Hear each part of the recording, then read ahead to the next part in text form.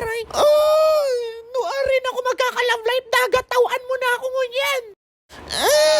Jessa! Si Sai ito. Hala, manok nagtataram. Tabi po apo, linti. Palpal ka, Jessa, not the manok. Tabi po apo. Dakulang taong lipon madyadigdi. Kaulangan ta magtago. Bakit niya ako bistado? What if kulgan niya ako? Di ako mapayag. Lalaban ako. Rapado ang abot niya sa kuya. Jessa, where are you? Ay, yan na. Digdi ako sa iraram ni Baruto para di ako mahiling. Hain ka na.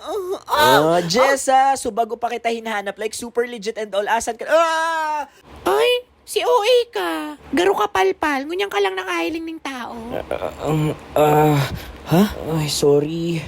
Palpal, uni ako. Ay, Jessa.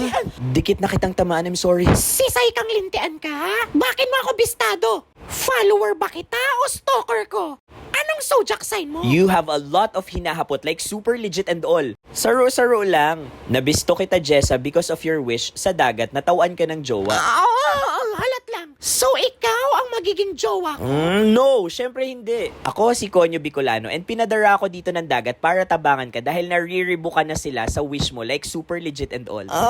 Di tao mo na sa kuya. Isus, Jessa, syempre hindi ganun kadali magkaroon ng jowa like super legit and all. First is of course, dapat nating aramin, bakit mo ba gustong magka-jowa? Yan. Very basic na hapot, 'di ba? Bakit gusto mong magka-jowa? Like super legit and Aray!